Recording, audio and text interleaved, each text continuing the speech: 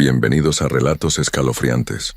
Esta noche te traigo historias que han aterrorizado a México durante generaciones. Brujas y encuentros sin explicación. Antes de comenzar, más de la mitad de ustedes aún no están suscritos. Quiero pedirte un favor. Si te gusta el terror, suscríbete y deja tu like. Es gratis y me ayudas muchísimo a seguir trayéndote más historias como estas. Ahora sí, comencemos. Hay cosas en este mundo que la razón no puede explicar. Cosas que pasan en lugares donde la niebla se mezcla con el humo de las velas, donde el agua de las lagunas refleja algo más que el cielo.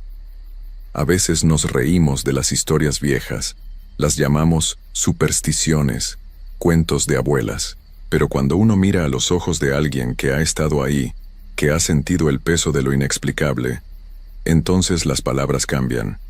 Ya no son solo historias, son testimonios. Y esto que les voy a contar no es diferente. Es la historia de un hombre que buscaba respuestas donde nadie más se atrevía a buscar. Román Villegas era un hombre sencillo de 32 años, nacido en Xalapa, Veracruz. Trabajaba como vendedor de seguros, tenía un departamento pequeño y una vida que se podría describir como normal. Hasta que su hermana menor, Lucía, empezó a enfermarse de una manera que los doctores no podían entender. Primero fueron los dolores de cabeza que la dejaban tirada en la cama por días enteros. Luego vinieron las pesadillas tan vívidas que despertaba gritando, con marcas en los brazos como si algo la hubiera arañado desde adentro. Los médicos le hicieron todos los estudios posibles, tomografías, análisis de sangre, consultas con especialistas. Nada. Absolutamente nada aparecía en los resultados. Pero Lucía seguía empeorando. Una tarde de octubre, mientras Román esperaba afuera del consultorio del quinto doctor que visitaban, una señora mayor se sentó a su lado. Traía un rebozo oscuro y olía a hierba fresca.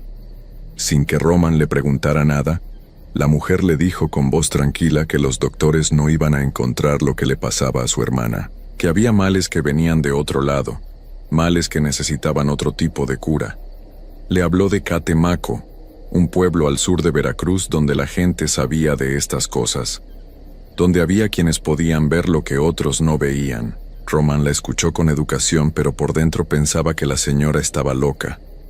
Él era un hombre de razón, de papeles y contratos. No creía en brujerías ni en cosas raras.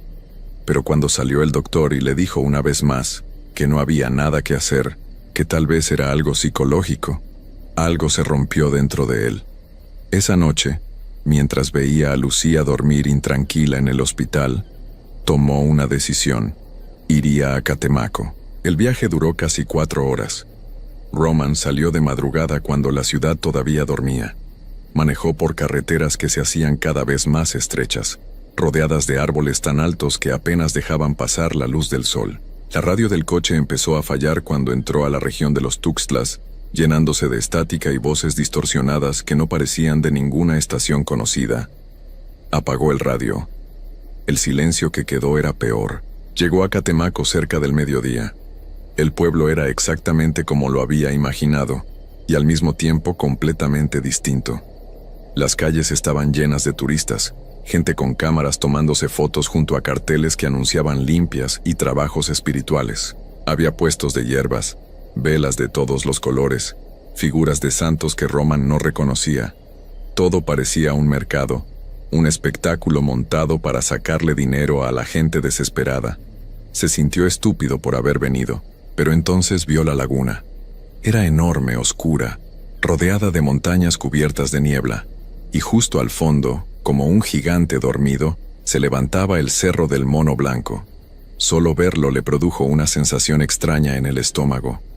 No era miedo exactamente, era algo más profundo, como si ese cerro lo estuviera mirando a él.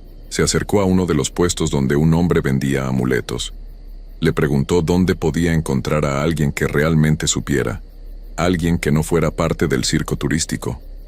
El vendedor lo miró de arriba a abajo y le dijo que fuera a buscar a don Fermín, que vivía en las afueras, camino al cerro, que no cobraba porque no hacía trabajos por dinero, sino porque sabía cuando alguien realmente necesitaba ayuda. Román siguió las indicaciones. Dejó atrás el centro lleno de gente y tomó un camino de tierra que se adentraba en la vegetación. Las casas se hicieron más escasas, más humildes. El aire cambió. Se volvió pesado, húmedo, lleno de olores a tierra mojada y plantas desconocidas. Empezó a preguntarse si no se habría equivocado de camino cuando vio una casa pequeña, de madera y lámina, medio escondida entre los árboles. Había velas encendidas en la entrada y el humo de copal salía por la puerta abierta. Antes de que pudiera tocar, una voz desde adentro le dijo que pasara. Era una voz vieja, gastada, pero firme. Roman entró. Don Fermín estaba sentado en una silla de madera. Era un hombre delgado, de piel curtida por el sol, con ojos tan oscuros que parecían no tener fondo. Vestía de blanco y tenía las manos manchadas de tierra. No le preguntó cómo se llamaba ni a qué venía. Simplemente le dijo que se sentara. Roman trató de explicarle lo de su hermana, las enfermedades raras, los doctores que no encontraban nada. Don Fermín lo escuchó en silencio, moviendo la cabeza de vez en cuando. Cuando Roman terminó, el viejo cerró los ojos por un largo rato, tan largo que Roman pensó que se había quedado dormido. Pero entonces, Don Fermín habló. Le dijo que su hermana tenía algo pegado, algo que alguien le había puesto con intención. Un trabajo, le llamó. Palabras que sonaban a película pero que en la boca de ese viejo tenían un peso terrible. Roman sintió que se le hacía un nudo en la garganta. Le preguntó quién, por qué. Don Fermín abrió los ojos y lo miró fijamente. Le dijo que esas preguntas no importaban ahora, que lo importante era quitarlo antes de que fuera demasiado tarde. Entonces vino la parte que Roman nunca olvidaría. Don Fermín le dijo que para ayudar a su hermana necesitaba algo de él primero. Tenía que subir al Cerro del Mono Blanco esa misma noche, cuando empezara a oscurecer. Tenía que llegar a una cueva que había en la mitad del cerro y dejar ahí una ofrenda. Flores blancas, tabaco, aguardiente, pero sobre todo, tenía que quedarse ahí dentro hasta que algo pasara, hasta que recibiera una señal. Roman sintió que el miedo le recorría la espalda. Le preguntó qué tipo de señal, qué esperaba que pasara. Don Fermín no contestó directamente. Solo le dijo que el cerro sabía reconocer a los que venían con necesidad verdadera, que si su corazón era puro, el cerro le permitiría hacer lo que tenía que hacer. Pero si mentía, si solo venía por curiosidad o por jugar, el cerro lo sabría también. Y entonces, no habría nada que él pudiera hacer por Roman ni por su hermana. Roman salió de esa casa con las piernas temblorosas. El sol ya empezaba a bajar y la niebla se hacía más espesa. Compró lo que don Fermín le había dicho en una tienda del pueblo. La mujer que lo atendió no le preguntó nada, como si supiera exactamente para qué era. Le dio las flores envueltas en papel periódico, una botella de aguardiente barato y un paquete de tabaco. Le cobró muy poco, casi nada. Cuando llegó la tarde, Roman dejó su coche en un pequeño claro al pie del cerro y empezó a subir. Había un sendero marcado, pero estaba lleno de piedras sueltas y raíces que sobresalían de la tierra. La subida era empinada y el aire se hacía más frío con cada paso. Podía escuchar sonidos a su alrededor, pájaros que no reconocía, el crujir de ramas, algo que podría haber sido el viento o podría haber sido otra cosa. Tardó casi una hora en llegar a donde don Fermín le había dicho. La cueva era un hueco oscuro en la roca, no muy grande, pero lo suficiente para que una persona entrara. Afuera había restos de velas viejas, flores marchitas, botellas vacías. Otros habían estado ahí antes. Roman se persignó sin pensar, aunque no había ido a misa en años. Encendió una de las velas que había traído y entró. Adentro olía a humedad y a algo más, algo antiguo que no tenía nombre. Las paredes de la cueva estaban cubiertas de marcas, dibujos que alguien había hecho con carbón o con sangre. Figuras de animales, círculos, símbolos que Roman no entendía. Dejó las flores en el suelo, abrió la botella de aguardiente y derramó un poco en la tierra. Luego se sentó y esperó. Al principio no pasó nada. Solo el silencio y el olor del tabaco que había encendido como don Fermín le indicó. Roman se sentía ridículo ahí sentado en esa cueva, esperando algo que probablemente nunca llegaría. Pensó en su hermana, en cómo se vería si supiera dónde estaba. Probablemente le diría que estaba loco. Pero estaba ahí por ella. Solo por ella. Entonces la vela empezó a parpadear aunque no había viento. Roman sintió que la temperatura bajaba de golpe.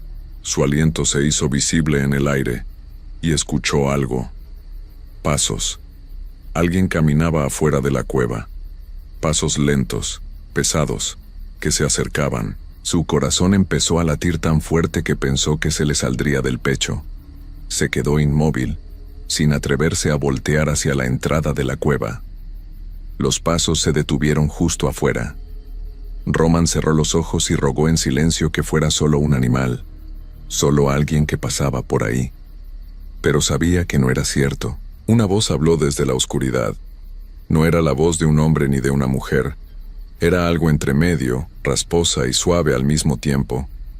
Le preguntó qué buscaba en ese lugar. Roman sintió que las palabras se le atoraban en la garganta, pero logró contestar. Dijo que venía a pedir ayuda para su hermana, que estaba enferma y que nadie sabía cómo curarla. La voz se rió. Fue una risa que le heló la sangre. Le dijo que muchos venían a pedir cosas al cerro.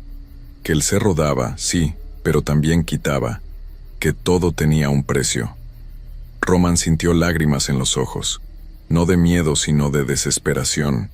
Le dijo a esa voz que estaba dispuesto a pagar lo que fuera necesario. El silencio que siguió fue peor que cualquier sonido. Roman esperó, conteniendo la respiración. Entonces sintió que algo entraba a la cueva. No lo veía, pero lo sentía. Una presencia que llenaba el espacio, que lo rodeaba, que lo examinaba. Sintió algo frío tocarle la frente, como un dedo que trazaba una línea invisible en su piel. La voz habló de nuevo. Le dijo que su hermana sanaría, que el trabajo que le habían hecho se rompería y ella volvería a ser la que era. Pero Roman tendría que dejar algo a cambio. No dinero, no objetos. Algo más importante. La voz le dijo que desde ese día, cada primer viernes de marzo, Roman tendría que volver a ese cerro. Tendría que subir a esa cueva y quedarse ahí toda la noche. No importaba dónde estuviera, no importaba qué estuviera haciendo. Tenía que volver.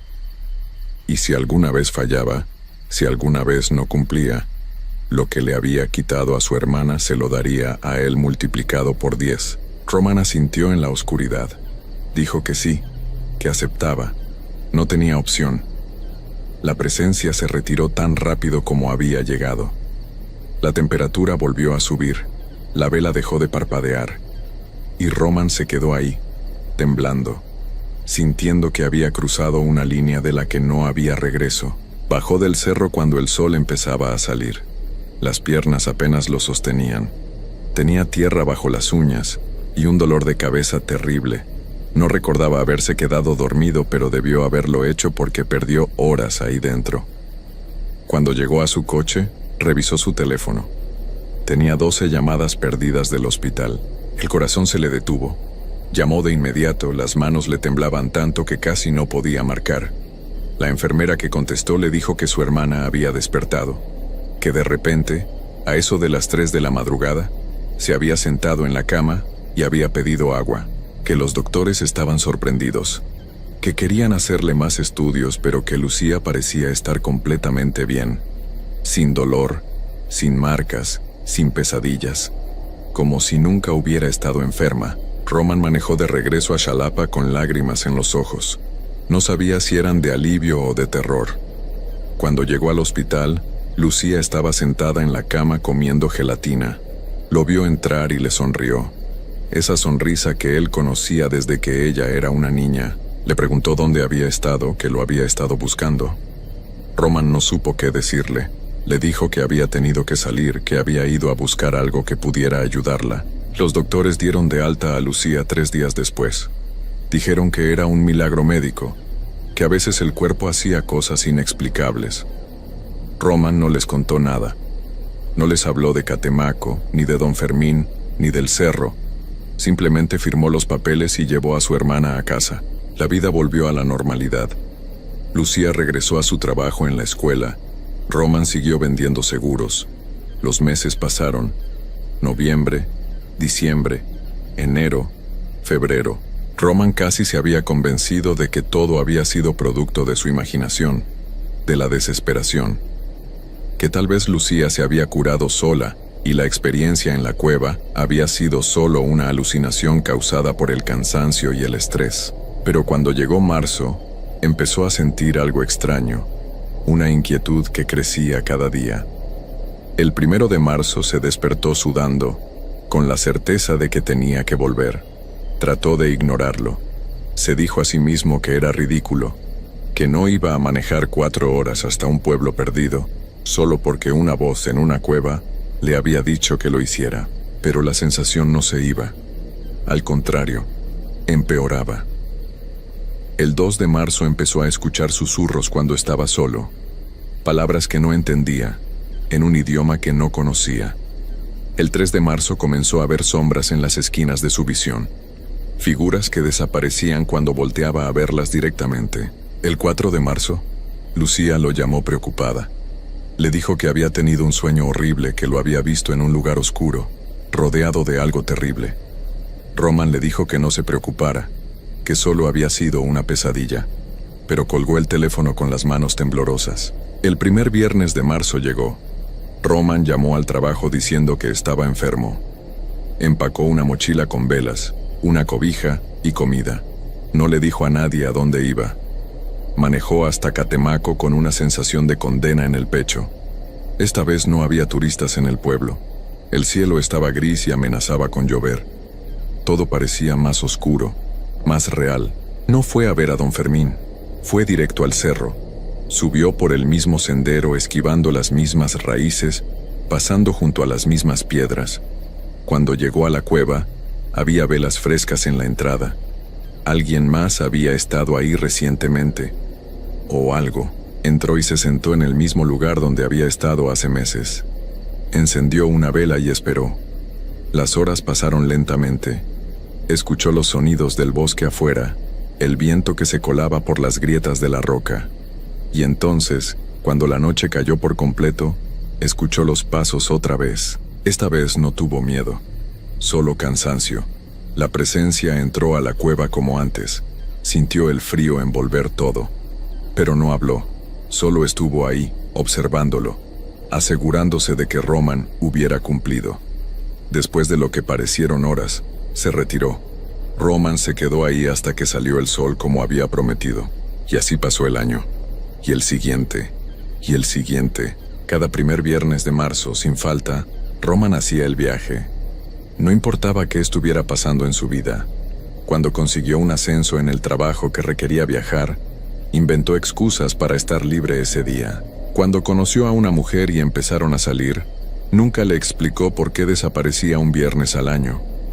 Cuando ella le propuso matrimonio, le dijo que sí, pero en el fondo sabía que nunca podría contarle la verdad.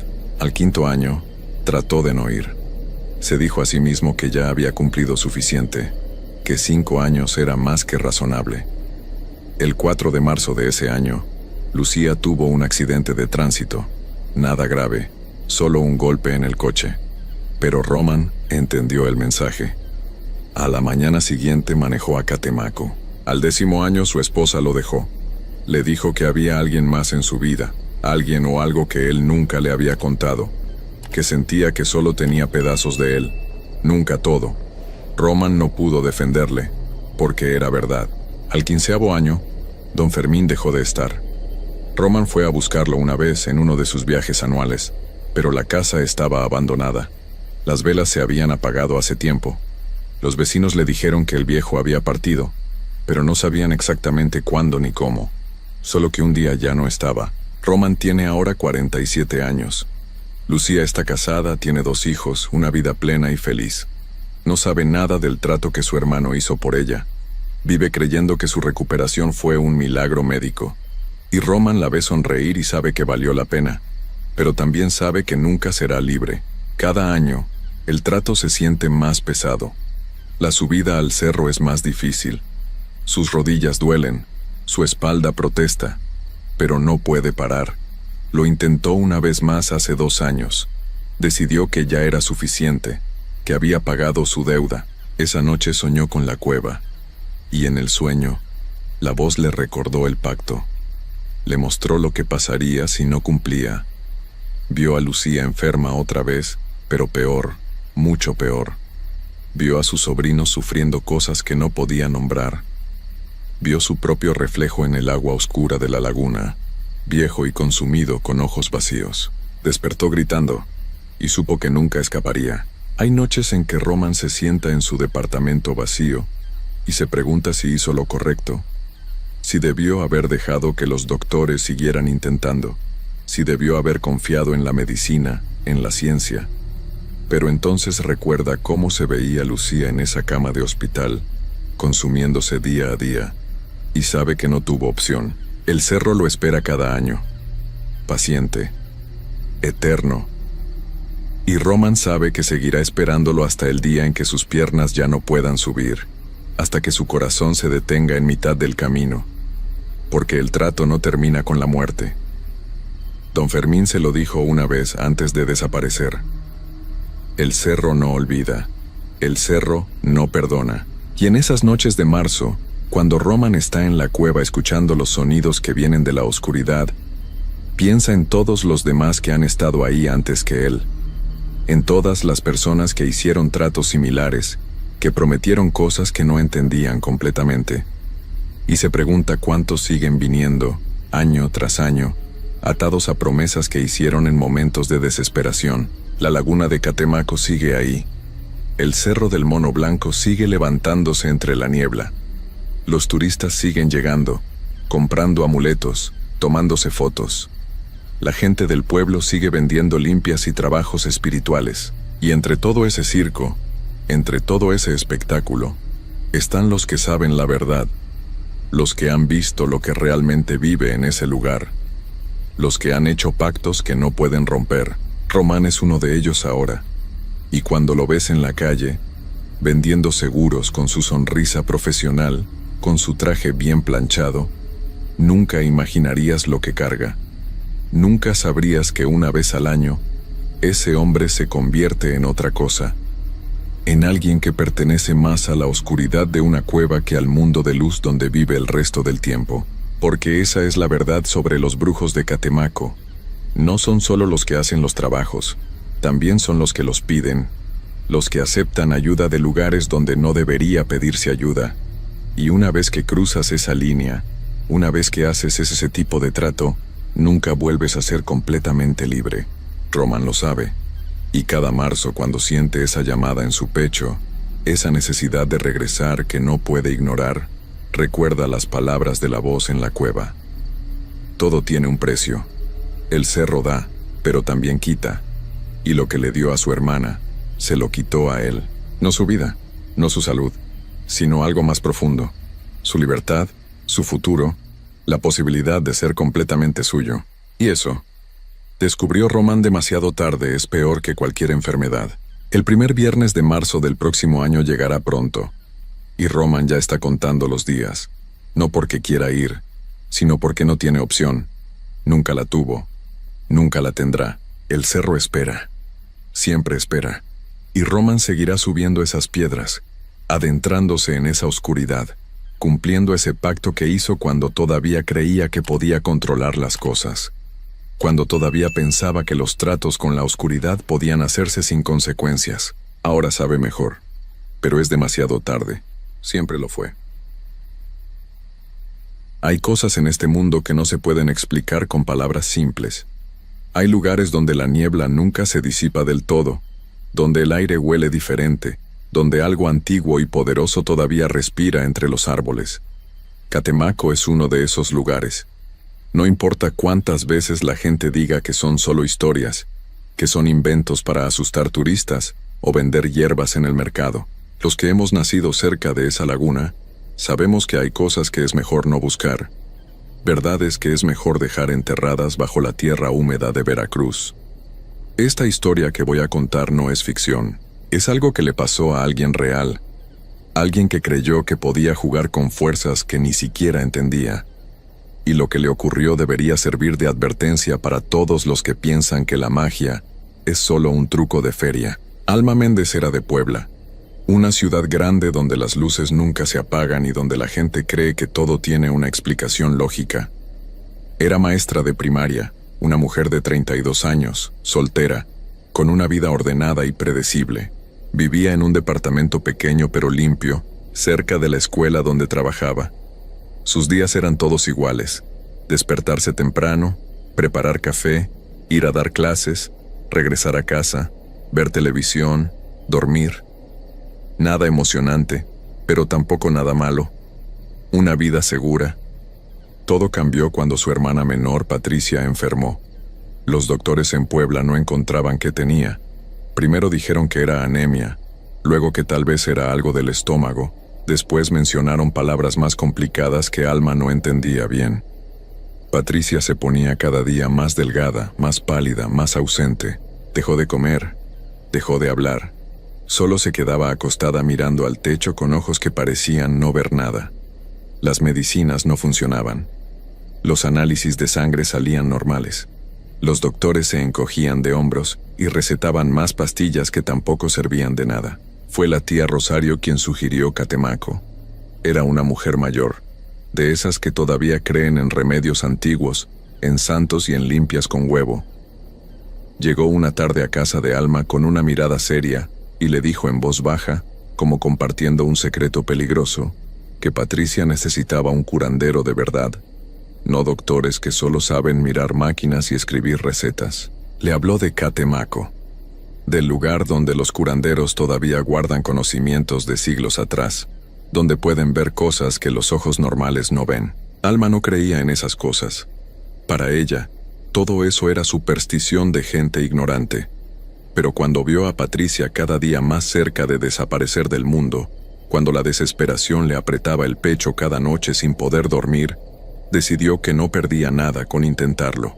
Si los doctores con todos sus títulos y sus máquinas caras no podían ayudar a su hermana, tal vez alguien más podría. Aunque fuera un curandero de pueblo perdido en Veracruz. El viaje a Catemaco fue largo. Alma salió de Puebla antes del amanecer, con Patricia dormida en el asiento del copiloto, envuelta en una cobija, porque últimamente siempre tenía frío. Manejó por horas, viendo cómo el paisaje cambiaba poco a poco.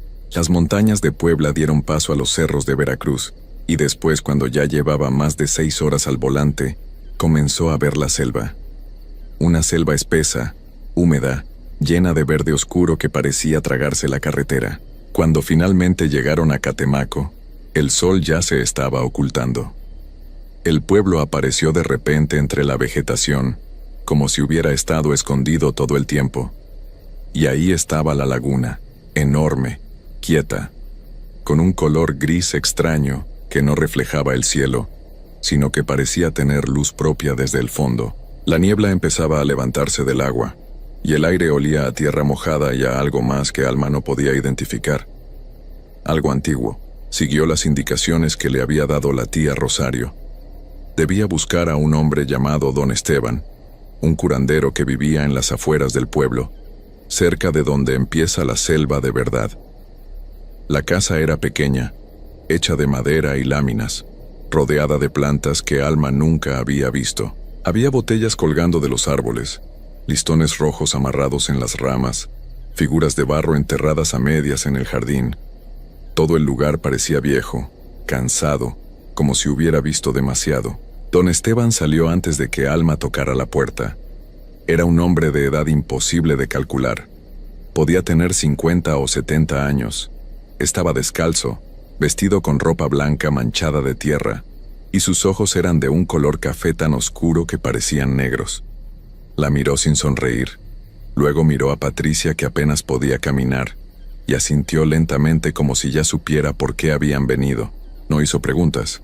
Solo dijo con voz ronca que dejara a Patricia adentro, que esto tomaría tiempo.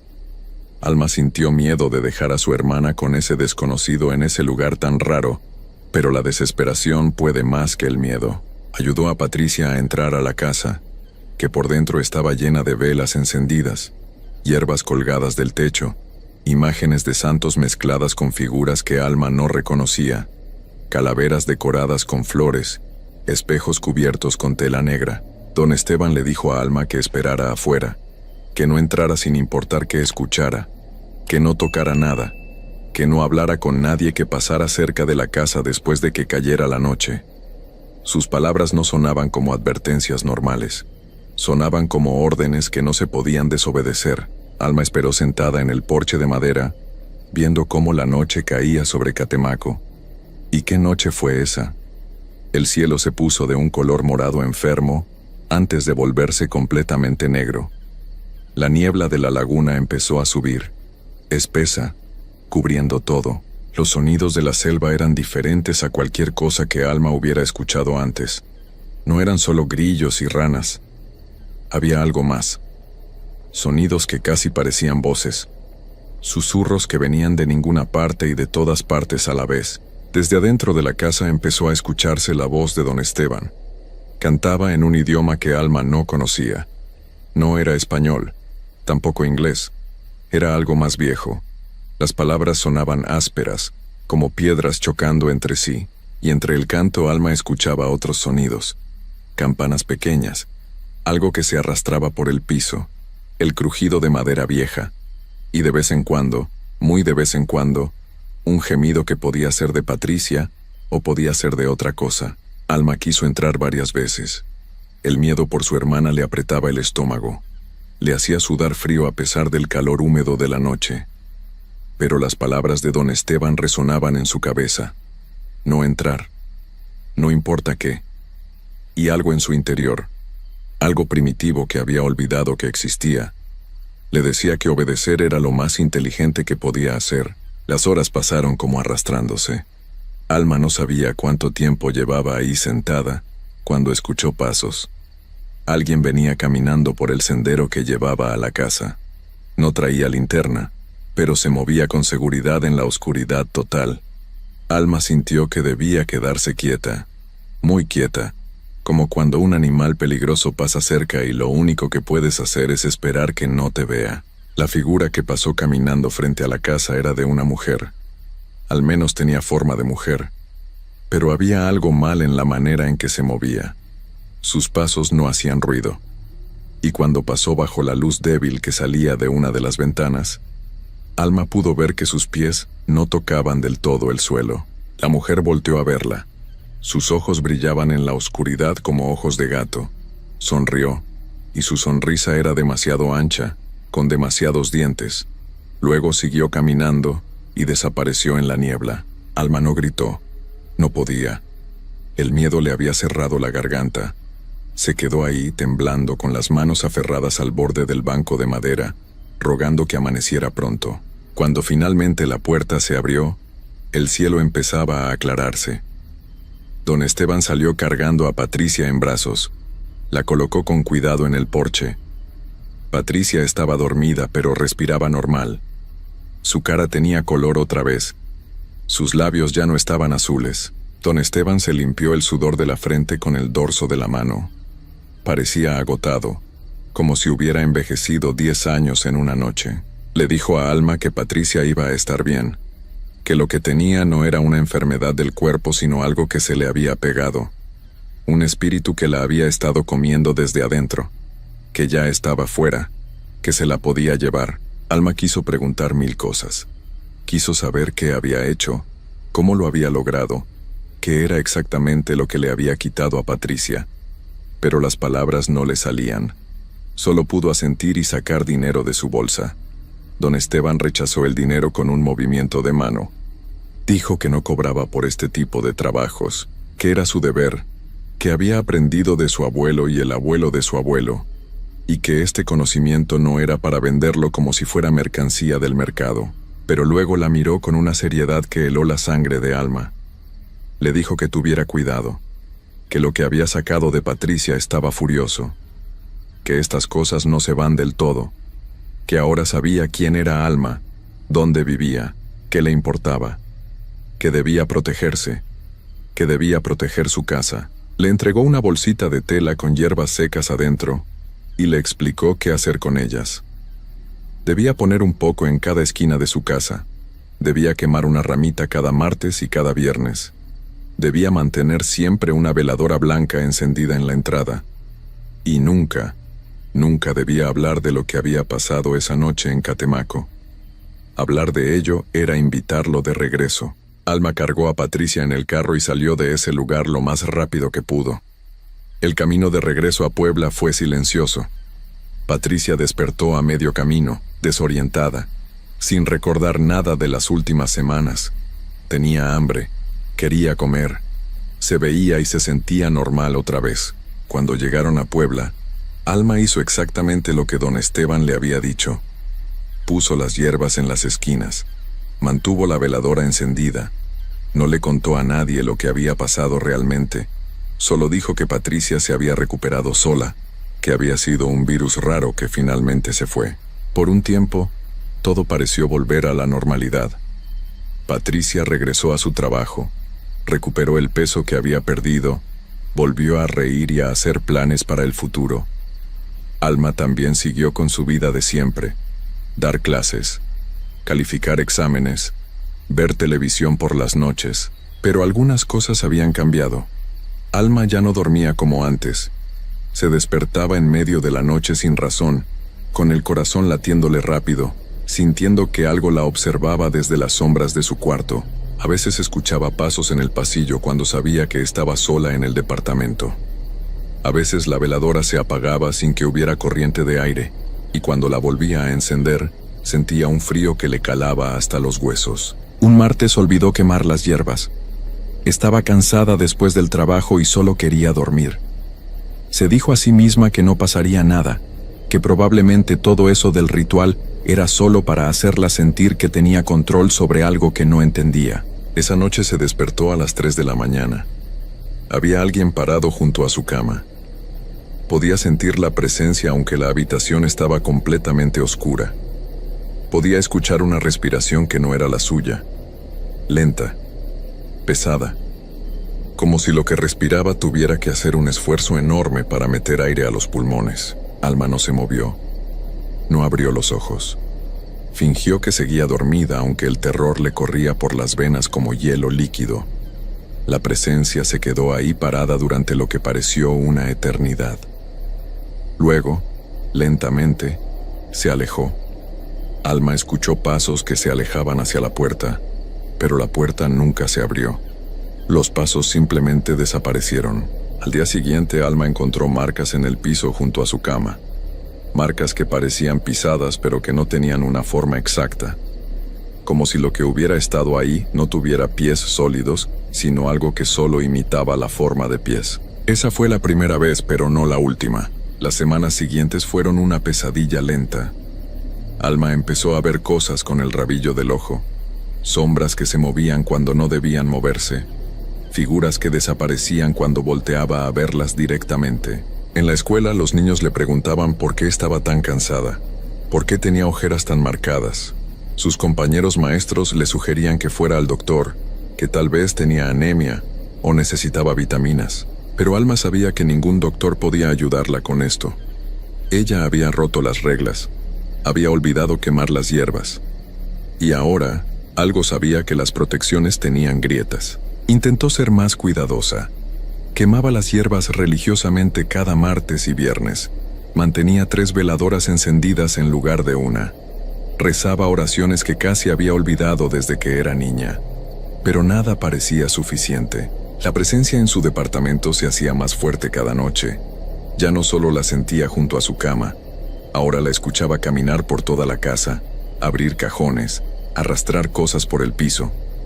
Una vez despertó y encontró todos los cuchillos de la cocina colocados en fila perfecta sobre la mesa, apuntando hacia su habitación. Patricia seguía bien. Eso era lo único que mantenía cuerda a Alma. Su hermana había vuelto a ser la misma de antes, llena de vida, haciendo planes, riendo con sus amigas. Alma no le contó nada de lo que estaba pasando. No podía. Don Esteban había dicho que no hablara de ello, y además no quería asustar a Patricia. No después de todo lo que había sufrido, pero mantener el secreto la estaba consumiendo. Alma empezó a perder peso. Dejó de dormir más de 2 o 3 horas por noche. Sus manos temblaban todo el tiempo. Cuando se veía al espejo, casi no se reconocía. Tenía la misma mirada ausente que había tenido Patricia antes de ir a Catemaco. Una noche, mientras intentaba dormir con la luz encendida porque ya no soportaba la oscuridad, escuchó que alguien susurraba su nombre. No venía de la habitación, venía de adentro de su cabeza. Una voz que sonaba como muchas voces hablando al mismo tiempo. Decía su nombre una y otra vez, cada vez más fuerte, hasta que Alma tuvo que taparse los oídos con las manos, aunque sabía que no servía de nada porque el sonido venía de adentro. La voz le decía cosas. Le decía que había hecho trampa, que había robado algo que no le pertenecía, que Patricia había sido elegida y Alma había interferido, que ahora había una deuda que pagar, que todo lo que se quita de un lado tiene que ponerse en otro, que así funcionaban las reglas antiguas, las reglas que existían antes de que hubiera ciudades o luces eléctricas, o personas que creían que podían explicarlo todo con ciencia. Alma intentó contactar a don Esteban. Buscó el número de teléfono del pueblo, preguntó por él en todos los lugares que pudo. Nadie sabía de quién hablaba. Algunos le dijeron que en Catemaco había muchos curanderos, que necesitaba ser más específica. Otros le dijeron que mejor no buscara esas cosas, que era peligroso andar preguntando por brujos y trabajos oscuros. Desesperada, Alma decidió volver a Catemaco. Era sábado y no tenía que trabajar. Le dijo a Patricia que iba a visitar a una amiga en Veracruz. Manejó las mismas 6 horas que había manejado meses atrás, pero esta vez sola, con las manos apretando el volante hasta que los nudillos se le pusieron blancos. Cuando llegó a Catemaco, el pueblo se veía diferente, o tal vez era ella la que veía diferente. Todo parecía más oscuro, más amenazante. La laguna estaba agitada aunque no había viento. El agua golpeaba la orilla con un sonido extraño, como si estuviera enojada. Encontró la casa de don Esteban después de dar muchas vueltas. Recordaba el camino, pero las calles parecían haberse movido. Cuando finalmente llegó, se quedó helada. La casa estaba abandonada, las ventanas rotas, la puerta colgando de una bisagra, las plantas del jardín secas y muertas. Las botellas que colgaban de los árboles estaban rotas en el suelo. Alma bajó del carro con las piernas temblando. Se acercó a la casa despacio, como si fuera a explotar en cualquier momento. La puerta crujió cuando la empujó. Adentro todo estaba cubierto de polvo y telarañas. Las velas se habían derretido hasta formar charcos de cera en el piso. Las hierbas que colgaban del techo estaban negras y podridas. Los espejos seguían cubiertos con tela, pero la tela estaba rasgada y sucia. No había señales de que alguien hubiera vivido ahí en años. No en meses, en años. Alma sintió que el piso se movía bajo sus pies. Esto no podía ser real. Ella había estado aquí hace solo unos meses. Don Esteban había estado aquí. La había ayudado. Le había dado las hierbas. Le había advertido. Salió de la casa tambaleándose. Necesitaba aire. Necesitaba respuestas. Caminó hacia la casa más cercana, donde una mujer mayor barría su patio. Le preguntó por don Esteban. Le describió la casa. Le explicó que había estado aquí no hacía mucho. La mujer la miró con una mezcla de lástima y miedo. Le dijo que don Esteban había sido un curandero muy poderoso. Sí, pero que había fallecido hacía más de 5 años. Que su casa había quedado abandonada desde entonces porque nadie quería vivir ahí. Que se decía que todavía pasaban cosas raras en ese lugar. Que la gente veía luces por las noches aunque no hubiera electricidad. Que se escuchaban cantos aunque no hubiera nadie. Alma sintió que se le doblaban las rodillas. Se apoyó contra la cerca del patio para no caerse. La mujer le ofreció agua. Le preguntó si estaba bien. Pero Alma no podía hablar. Solo podía pensar en que si don Esteban llevaba muerto 5 años, entonces ¿quién había curado a Patricia? ¿Qué había curado a Patricia? ¿Y qué precio había aceptado pagar sin saberlo esa noche en la casa fantasma? El viaje de regreso a Puebla fue borroso. Alma no recuerda bien cómo llegó. Solo recuerda que manejó en automático, con la mente vacía, mientras el sol se ponía y la noche caía sobre la carretera. Cuando llegó a su departamento era pasada la medianoche. Las veladoras que había dejado encendidas estaban apagadas, todas, como si alguien las hubiera soplado al mismo tiempo. Entró al departamento con el corazón latiéndole tan fuerte que sentía que se le iba a salir del pecho. La sala estaba a oscuras, pero no completamente. Había una luz extraña que venía de su habitación. Una luz verdosa, palpitante, como si fuera algo vivo. Alma caminó hacia su cuarto sabiendo que no debía. Sabiendo que debía salir corriendo, subirse al carro, manejar hasta donde fuera, buscar ayuda. Pero sus pies se movían solos, llevándola hacia esa luz, hacia lo que fuera que la esperaba. La puerta de su habitación estaba abierta. Adentro, la luz venía de las paredes mismas como si la pintura estuviera brillando. Y en el centro del cuarto, parada junto a su cama, estaba la figura de una mujer. La misma mujer que había visto aquella noche en Catemaco, la que caminaba sin tocar el suelo, la de la sonrisa demasiado ancha. Pero ahora Alma podía verla con claridad, y era hermosa y horrible al mismo tiempo. Tenía la piel del color de la niebla, los ojos completamente negros, el cabello largo que se movía aunque no había viento. Vestía ropas viejas, del tipo que usaba la gente hace 100 años o más. Y cuando sonrió, Alma vio que sus dientes eran como agujas pequeñas y filosas. La mujer habló con la voz que Alma había estado escuchando en su cabeza todas esas noches. Le dijo que por fin habían llegado al final del trato, que Alma había pedido que se llevaran lo que estaba comiendo a Patricia, y eso se había hecho, pero que las cosas no desaparecen, solo cambian de lugar, que lo que estaba en Patricia ahora estaba buscando dónde asentarse, y que Alma, al traer a Patricia a Catemaco, al pedir ayuda de fuerzas que no entendía, se había ofrecido a sí misma como reemplazo. Alma intentó gritar, pero no le salió sonido. Intentó correr, pero sus piernas no respondían. Solo pudo quedarse ahí parada mientras la mujer se acercaba, flotando sobre el piso, extendiendo manos que eran demasiado largas, con dedos que se doblaban en ángulos imposibles. Lo último que Alma sintió fue un frío que le entraba por la boca y la nariz, llenándole los pulmones, bajándole hasta el estómago, extendiéndose por todo su cuerpo como agua helada. Y luego, nada. La encontraron 3 días después. Fue Patricia quien llamó a la policía cuando Alma no llegó a trabajar y no contestaba el teléfono. Cuando entraron al departamento, Alma estaba sentada en su cama, despierta, con los ojos abiertos. Pero no hablaba. No se movía. Solo se quedaba ahí sentada, mirando a la pared, respirando lento. Los doctores dijeron que era un estado catatónico causado por estrés extremo.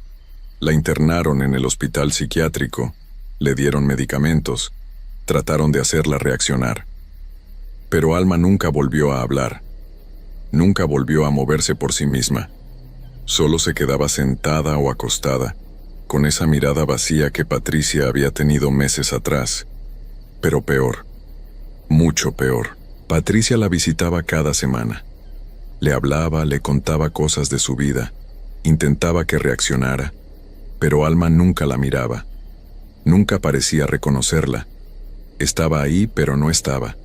Su cuerpo respiraba, su corazón latía, pero lo que había sido Alma Méndez se había ido a algún lugar del que no se puede regresar. Los doctores no entienden qué le pasó. Dicen que tal vez fue un colapso nervioso, que tal vez tuvo un evento traumático que su mente no pudo procesar. Hablan de tratamientos nuevos, de terapias experimentales, pero nada funciona. Patricia tampoco entiende qué pasó. A veces, cuando está sentada junto a la cama de su hermana en el hospital, siente un frío extraño que le recorre la espalda. A veces escucha susurros que no vienen de ningún lado.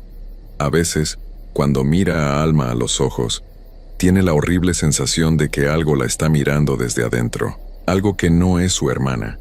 Algo que solo está usando el cuerpo de Alma como si fuera un traje que se puso y ya no se quiere quitar. Y en Catemaco, en la casa abandonada que nadie visita, donde las plantas están muertas y las botellas rotas cubren el suelo, a veces se ve una luz verdosa que brilla en las ventanas cuando cae la noche. A veces se escucha un canto en un idioma que nadie habla ya.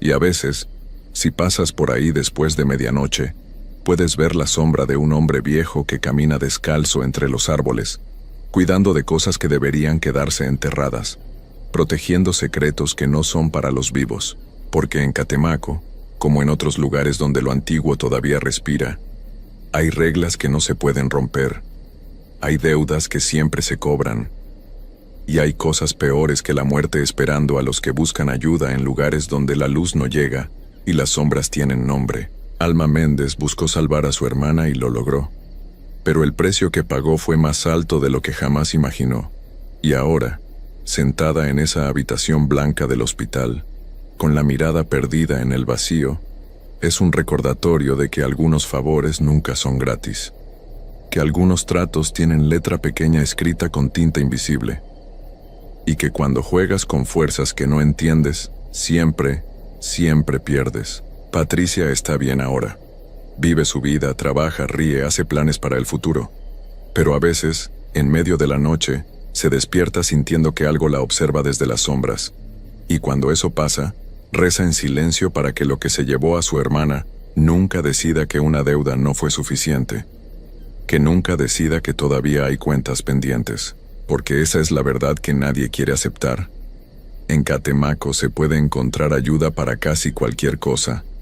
Los curanderos de verdad, los que todavía saben las palabras antiguas y conocen los caminos entre este mundo y el otro, pueden hacer milagros que la ciencia no puede explicar. Pueden sanar lo que los doctores no pueden tocar.